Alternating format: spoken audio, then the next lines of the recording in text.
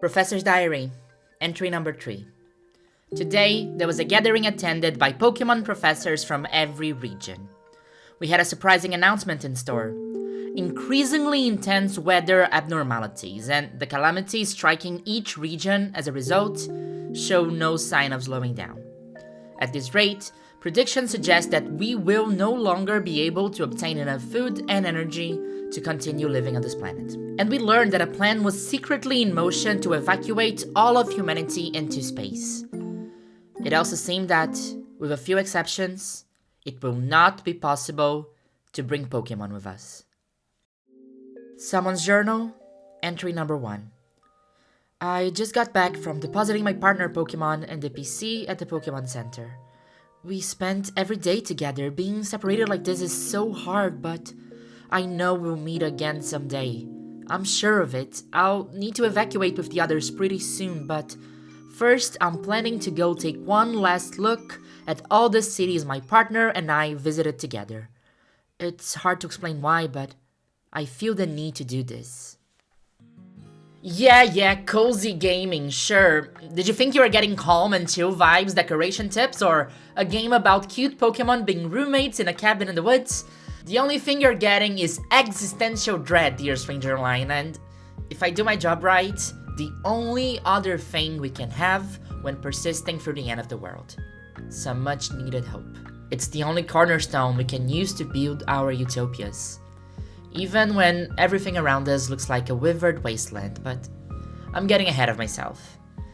The beautiful and dark politics of Pokopia began in 1996. Imagine you're a storyteller. You spent the last 6 years of your life crafting a story that is very dear to you about your home. About exploring the places you grew up in, caves, meadows, beaches, and the creatures you found. A story about the joys of living a life connected to nature. You share the story with the world, and a generation of kids from all places, origins, and ethnicities listen. And they love it. And they want more. Suddenly you, the storyteller, have an unimaginable platform, the most powerful megaphone you've ever held. Whichever story you choose to tell next, whichever values you uphold, a global generation of kids will be eagerly listening. And stories are powerful, especially when told to children. Whatever you choose to share could open their eyes and change the future. Which story would you tell? In the 90s, the eyes of kids around the world were focused on Japan as Pokemania kept expanding at a pace never seen before, but adults with very important PhDs, job titles, and government roles also had their fixed eyes on Japan. One of the most important conferences in human history was to be held in Kyoto in 1997, and it could change the future of humanity. The Kyoto Protocol was a landmark international treaty that would put the biggest nations on the planet under a harsh goal to reduce greenhouse emissions. Japan had the responsibility to host one of humanity's boldest attempts to put differences aside and aspirations aside to come together, slow down, save the environment, and prevent a climate catastrophe. And the pressure of living in such a decisive moment in history was definitely felt by a team of storytellers who had just gotten a megaphone kids all over the planet would hear. Game Freak had the opportunity to raise a generation of kids who could love the environment as much as they loved Pokemon. So they dove head first. In his personal blog, Pokemon director Junichi Masuda writes a bit about this. Overall, I wanted to depict an ideal world which was peaceful with no environmental issues or racism. The relationship between human beings and Pokemon characters is much closer than the owner-pet relationship, which is what I envision to be the ideal relationship. I want everyone to feel something when interacting with this world. Environmentalism has always played a huge role in the Pokemon stories Masuda told. I mean, it's a franchise where we have Pokemon like Cursula, a ghastly reflection of how real-world coral reef destruction echoes in the ever-joyful Johtonian Corsola, or Galarian Weezing, which, as opposed to actual Industrial Revolution-era British chimneys, actually uses its fairy type to magically filter and clean the air out of its pollutants. There are countless examples of how, even in the Pokemon world, the ecosystem responds directly to human action. Our choice to preserve it or drain its resources will have a direct impact in how Pokemon and nature respond. But Masuda's most clear commentary on environmentalism was in the first games he ever directed, Ruby and Sapphire. We have mentioned in a few videos before how Team Aqua and Team Magma are actually a metaphor for the very real-life political conflict of the Japanese Izahaya Bay land reclamation project. People in a small island nation who need more land in which to live, while fishermen who earn their living in those waters protested fiercely. Quite a deep conversation starter for children who have never heard of environmentalism before. While we fight amongst ourselves how to best shape nature to our own needs, there is an impending climate catastrophe approaching. And coincidentally enough, or maybe not, the Gentry games were the first ones that Shigeru Omori, the director of Pokopia, has worked on at Game Freak. You know, the game where you can build a secret base that looks like this and put cute decorations inside? Any similarities here are most certainly not a coincidence. Omori was specifically a map designer in Ruby and Sapphire, and he has spoken about this in a few interviews. When I was creating the map, which was 2D at the time, I was putting grass onto it where Pokemon would appear. That feeling of Pokemon appearing when I was creating the habitat was very interesting to me, and that feeling is something I cherish. There have been a lot of comparisons between Pokopia and other cozy building games such as Animal Crossing, or the more obvious Dragon Quest Builders and Minecraft with its block-based creative design, but I think one of the strongest appeals of Pokopia has flown under everyone's radar.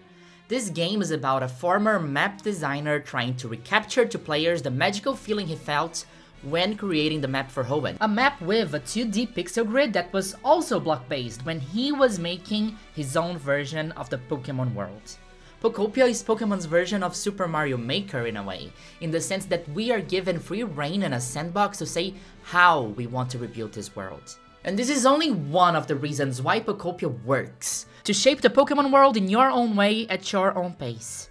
It's a game that incentivizes you to take things slow, get distracted, and waste time watering grass before knowing that it's going to rain anyway.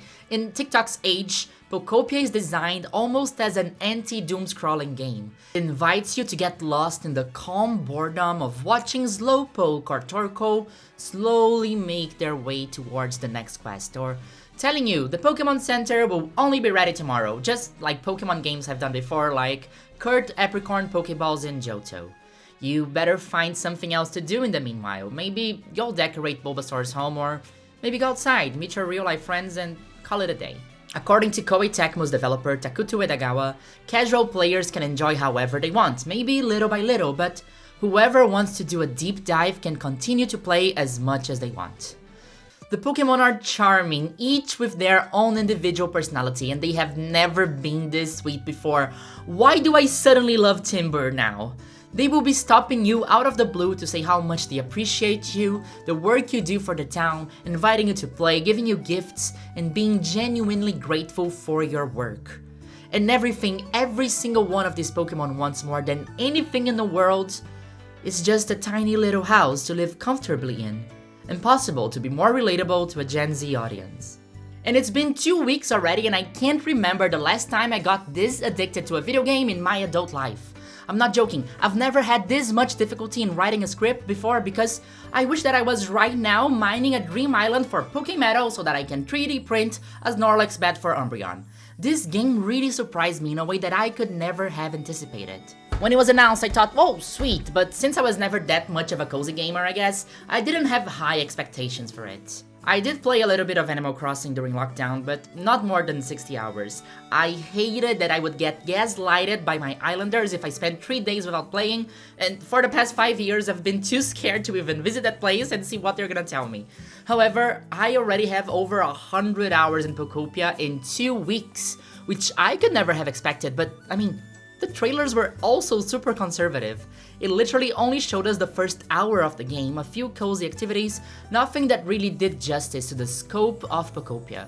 They didn't mention we were in Kanto, the scale of this map, or even hinted at any of the unbelievable lore this game has. If you go back a few streams on my channel, you will see me saying stuff like, this is probably not post-apocalyptic, it's just an abandoned town, Pokemon would not go that deep or that dark, oh, how I was wrong. A few days before the game was released, every single game reviewer started calling it a masterpiece and giving it a 10 out of 10, then it actually caught my attention. I was like, what did I miss? What's going on here?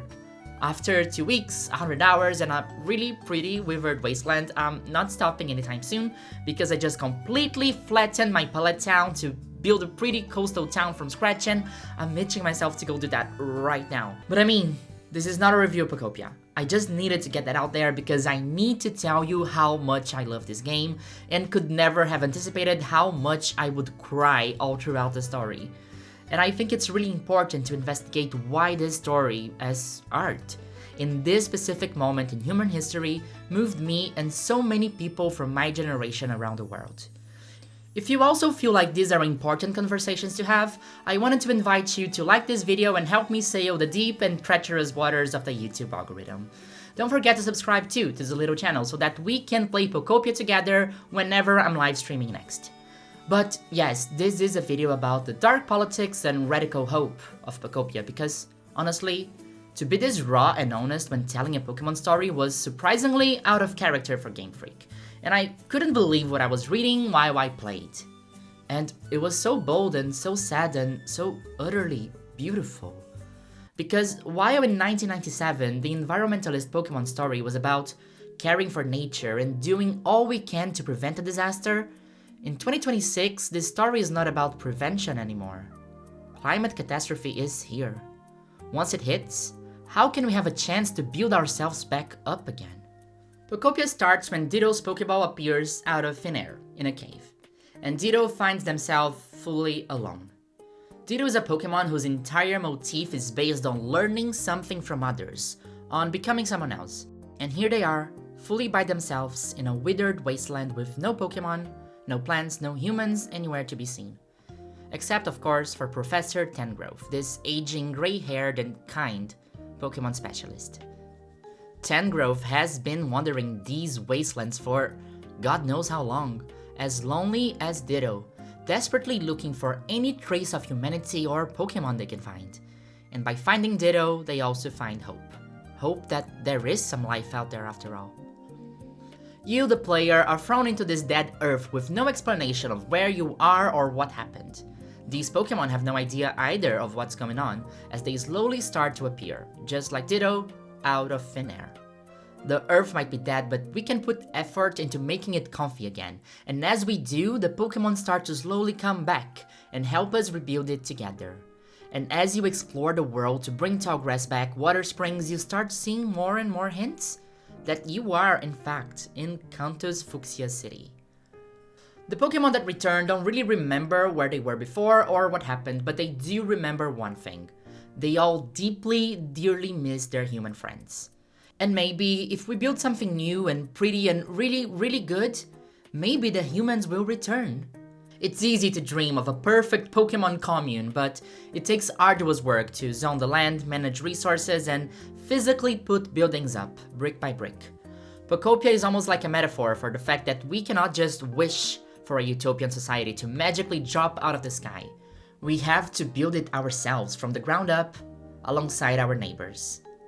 A society where everybody is housed and cared for requires labor, but at the end, when Pichu turns to you with a smile to say how much they love their new home, it's always worth it. In this new Pokemon society, they don't really understand or care for many human concepts. They don't know how to read, or how to use a computer, or how to use a phone. They don't know how to party. Capitalism is also dead and gone, baby, and everyone here is way too nice to invent rent. On the contrary, everyone will work together to guarantee everyone has a home. Money is gone too. You can only get items in the shop by trading little treasures you find on your adventure, or trade literal dirt for literal scraps of paper. It feels more like roleplay of a shop than a proper profit-oriented business in a way. You can even overpay just to make your friend who runs the shop happier, a mechanic that I find extremely sweet. Curiously enough, Pokemon also don't seem to do much gender. I find it hilarious that as soon as humanity disappeared, Pokemon looked at each other and completely ignored the concept of gender at all. They just defaulted to they-theming everyone, even though you can't find records from the human age, literally addressing Professor Tangrowth with he-him pronouns. But all the Pokemon will call Tangrowth by they-them pronouns. Gendered pronouns only exist in the past, that's only important to humans. To Pokemon in Pokopia, it matters only who is your friend, how comfy you are, and whether or not you're having a good day. As the world gets rebuilt, more and more Pokemon keep appearing and life slowly breathes back into the withered wastelands, and with it, hope. And you hear a noise coming from the sky and look up to be greeted with the legendary Phoenix, symbol of rebirth over the horizon. You usually see Ho-Oh in your first in-game day, which is a callback to Ash also seeing Ho-Oh in the first day of his journey. This is just one of the many direct references to the anime that Pokopia has. Not only the anime, but there are references to the manga too. In the manga, Sabrina is a member of Team Rocket, and in Pokopia you will find a Rocket hideout underneath the Saffron Gym. There are references to the Let's Go games, the original games, the Johto sequels, and many other types of Pokemon media, which means that this Kanto is not a specific sequel to a specific game or a specific timeline. The Kanto we are playing in is a collective memory, an amalgamation of everything the franchise has ever built, coming together to recreate the community's universal idea of what Kanto truly is. To learn what happened to the region we know and love, be it from games, manga, or the anime, we need to scramble through notes, diaries, newspapers, and magazines that are scattered all throughout the region inside caves and in ancient ruins, like a puzzle to be put together. Takuto Edagawa told in an interview to VGC, anything that the Pokemon does was carefully curated on the lore that already existed to ensure we didn't break any of the past Pokemon canon. The attention to lore is honestly unmatched here. You can find everything from letters exchanged between the Fishing Brothers, the same NPCs who give you the fishing rods in the original Gen 1 games, talking about how strange it is that they are suddenly fishing Pokemon from different regions. There must be something going on with the weather. Or the incredible story of Kenzo that made me go absolutely crazy on stream because as soon as I realized I was in Future Vermilion, the first thing I thought about was that NPC that has been building something since 1996 and that 6-year-old Cecily has always starved with curiosity trying to figure out what. There were rumors that if you beat the Elite Four 10 times, the building would be completed, but that was just playground talk. The construction is never finalized, not even when we return to Kanto in future games. This building has been theorized to be everything you can imagine, from a battle tower to just a cozy home for Machop and the old man. But Pokopia answers that mystery. Kenzo ended up becoming one of the most famous people in Vermilion City for donating years of his work and savings back to the community, to give to his beloved city their own lighthouse, a beacon to guide sailors through the dark and keep his community safe. Just like Ditto, Kenzo was working hard to build something that would help everyone. That is such a satisfactory conclusion of a 30-year-old side character arc while staying in tune with the themes of Pokopia that I'm honestly really glad we just didn't get a random battle tower in Heart Gold and Soul Silver. Neither Ditto or Tangrowth can read the little lore drops that they find, so we the player have the burden to deal with the terrible knowledge of what happened in the Kanto region. A climate disaster that is never fully understood or explained, but I mean, dear stranger online, you are smart. You know what the message is, and you know that when a game in 2026 mentions an unavoidable climate catastrophe in a series that has had Team Aqua and Team Plasma before, you know this is a direct commentary about real-world struggles. The same message these storytellers have been telling since before the Kyoto Protocol was signed in 1997, with way more urgency this time.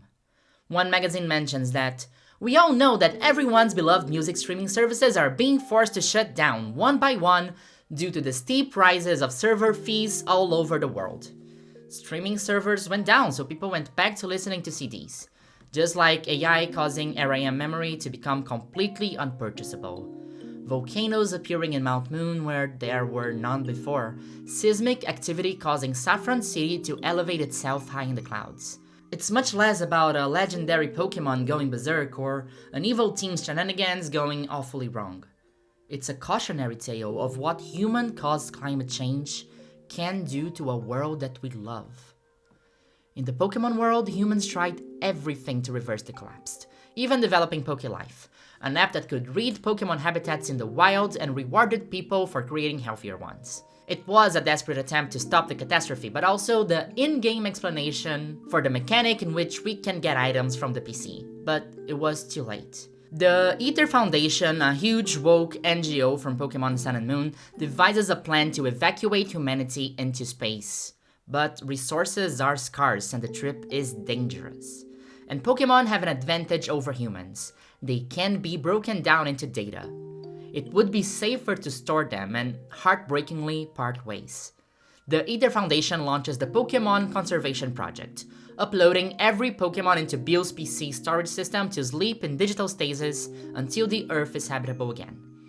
A human team would periodically return to perform server maintenance so that the Pokemon would be safely stored and not deleted into hyperspace. Every single trainer in every single region had to deposit all of their Pokemon, be them lifelong partners, battle champions, roommates. Since this is at least a few decades after the original games, it's hard to imagine that the protagonists from Pokemon games would have to go through it, but think of every single trainer you ever met in the Pokemon world, from Leon to Whitney to Ash and Pikachu. Having to desperately deposit their friends in a computer and flee to space to save their lives. Trusting that everything would go as planned and they would be able to come back to see each other again, but not everything went as planned. A miscalculation meant the human fleet simply didn't have enough fuel to make those return maintenance trips, and humanity got stranded in space, drifting away, while the Pokemon stayed asleep in the digital world. And the clock was ticking until the server would fail and they would be deleted forever. And humans were lost in space with that knowledge. And I mean, not all Pokemon got deposited in time. That brings us to the devastating backstory of Professor Tangrove. Professor's Diary number 5. Something shocking has happened. The Pokemon Conservation Project is progressing smoothly and the time came for my Tangela to join the others. In the hopes of avoiding a tearful scene, I waited until my grandchild was asleep before entrusting Tangela to one of the other project members. But later that night, I received word that Tangela had run off. Tangela was like family. He should have been accustomed to humans. How could this have happened?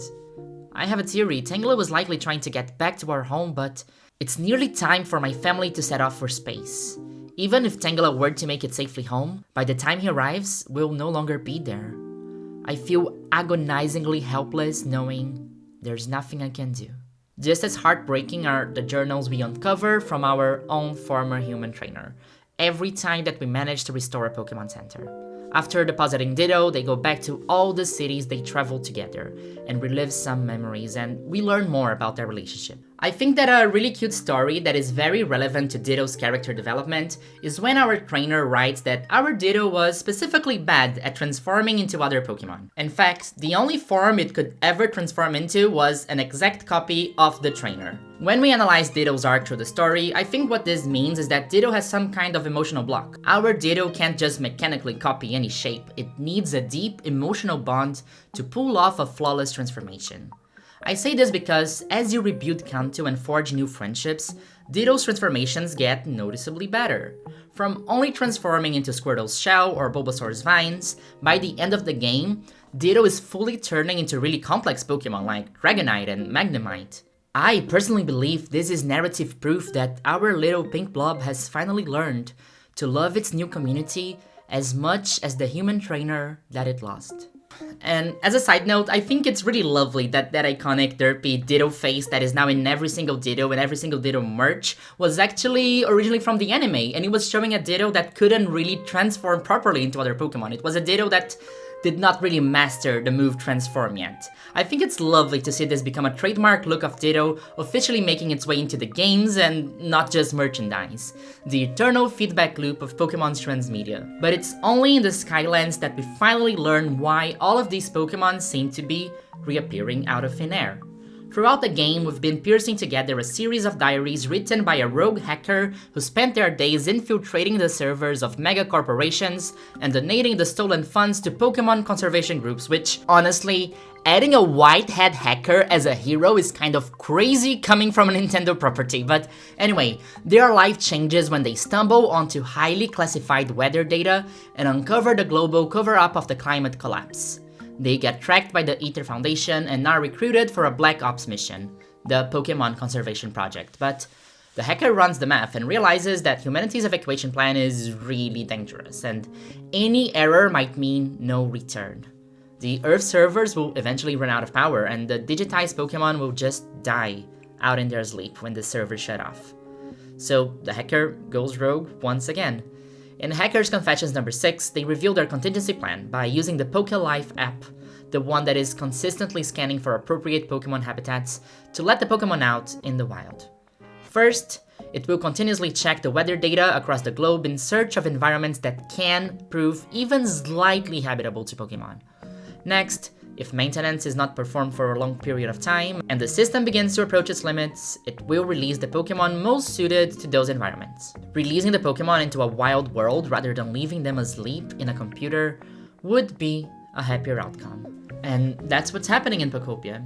Whenever I put a perch and a microphone together, it's not like that's Chatot natural habitat and it will just randomly come across it and decide to chill there. But the computer will identify that as a place that is ideal for that specific Pokemon and release their Pokeball from cyberspace in that area.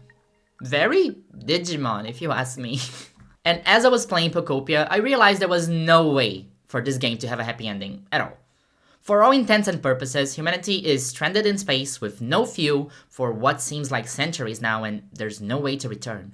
The original trainers are likely all dead. And even if the game would end with a Deus Ex Machina and Deoxys just brings everyone back, that would be completely anticlimactic.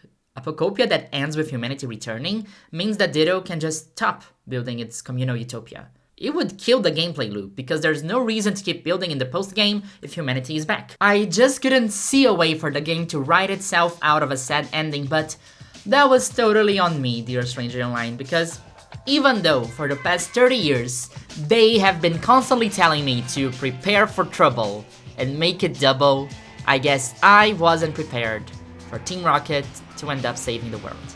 Yeah, that's right! Wow, that's it! Throughout the game, we also find multiple diary entries from a Team R grunt. This grunt is, how do I say it, a very lazy grunt, a little bit inefficient, a bit incompetent. I feel like there's a lot of inspiration from Jesse and James or Cassidy and Bob here. It's another very sweet anime trope making its way into the main game canon. Team Rocket was about to be dismantled when humanity evacuated into space because, of course, you're not going to keep members of a criminal organization in the same space evacuation ship together. So their boss decided to secretly build a literal Team Rocket rocket, just for them. They eventually get stopped by the international police. Thank you, Looker, but that arrest is what accidentally dooms humanity, because the Team Rocket's boss had the exact same realization as the hacker. The main human fleet was going to run out of fuel. Team Rocket's rogue ship was packed with the extra fuel needed to save everyone and make some extra cash. So, in the present day, these Grunt's automated systems tried to trick Ditto into providing everything the rocket needed for a full trip. From food, to a Game Boy, to electricity, and finally, a photo. A photo that you, the player, cherishes. Imagine you had to leave all your friends and move somewhere really far away. Take the kind of photo you'd want to bring with you when you go. I'm gonna go to space, am I not, chat? That's hard! I have so many friend Pokemon. The entire town to be in the photo. That's honestly the hardest task. I don't know what to do. Squirtle! You're coming, buddy. Where's Bulbasaur?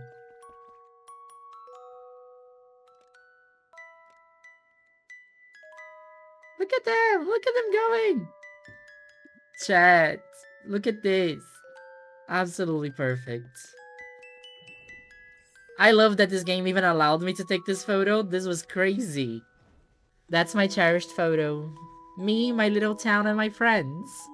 The rocket blasts off into space, carrying the extra fuel humanity so desperately needs. All thanks to Ditto's kind heart, just trying to help everyone they come across. And it doesn't just bring fuel, it brings our cherished photograph. A photograph that is eventually found in the stars by none other than our trainer. It proves that the Earth is alive, that we are happy, we are doing well, and we made lots of friends. We transformed the world to be cozy and welcoming, and we transformed ourselves to look just like you. Because we miss you. I'm sorry, I'm literally crying as I wrote this and now as I'm recording this. I hate this game! It's crazy because the game constantly implies that centuries have passed since humanity left. The diary entry about Saffron says that In centuries, this city might be up in the clouds, so it's safe to assume that hundreds of years have actually passed on Earth. It is heartbreakingly devastating because it implies Tengrowth was wandering the Earth alone for hundreds of years, like, come on. But I fully expected that in the best case scenario, the original humans who got stranded in space were long dead, but I guess there are some space-time relativity shenanigans going on. Maybe they were flying too close to a black hole and time dilated? Because this is 100% Ditto's original trainer, alive and well. I guess to quote renowned astrophysics professor Dr. John Smith, people assume time is a strict progression of cause to effect, but actually, from a non-linear, non-subjective viewpoint, it's more like a big ball of wibbly-wobbly, timey-wimey stuff. I'm telling you, this game has WALL-E, Interstellar, socialist communes, and Pinterest decor, and it's insanely addicting. It's perfect. I need to wrap this up because I want to go back to building my palette town in Pokopia, but I'm so definitely sure that at some point in the development conversation, this story was talked about at least as a spiritual Legends Kanto. Story-wise, setting-wise, it has all of the lore revisits and marks that would make a Legends game. A Kanto sequel we never knew we needed. We had a Legends game set in the past, one in the modern day, and now one set in the far future, and it's shocking to me and makes me really proud that Game Freak had the much-needed courage to tell the story in the way that it's shown here. Of course, I'm praising them for doing nothing more than the obligation for the world's most profitable franchise. Billion-dollar company makes good game, but you need to understand that this is a development company that is addicted to playing safe, averse to risk, averse to anything that might be detrimental to its brand perception.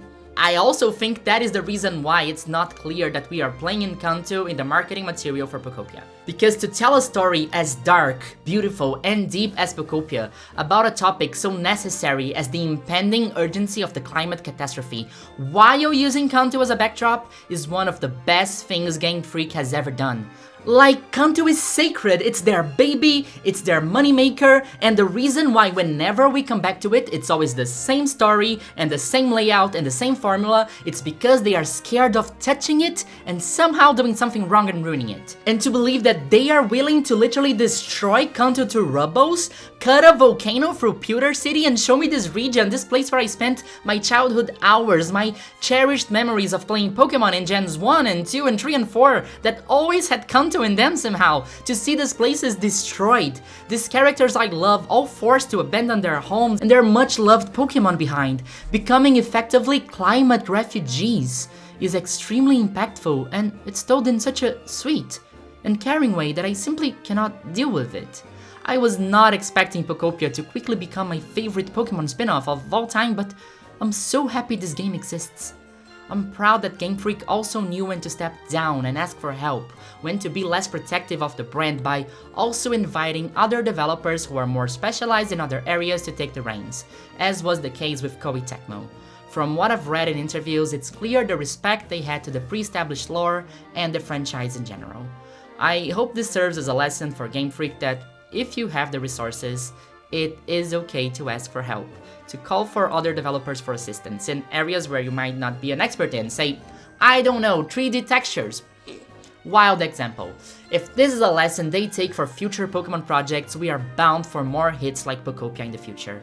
Because in times of worldwide tension and anxiety, I feel like I really needed to hear this story and experience it together with all the people that are online loving it and praising it and can't talk about anything else for the past 2 weeks.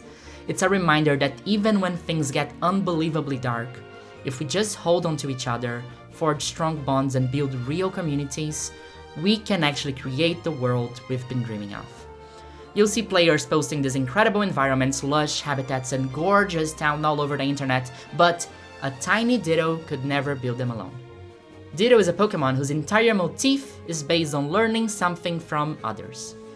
And without Charmander cooking bricks, Piplup creating springs, Pikachu lighting us up, and Smearguru to add a dash of color, these worlds can't exist. Our dream world doesn't exist. Our dream world is more threatened today than it was in 1997, when the Kyoto Protocol was signed and when Ditto first debuted in the Pokemon anime. But we can build it if we work hard for it. Together.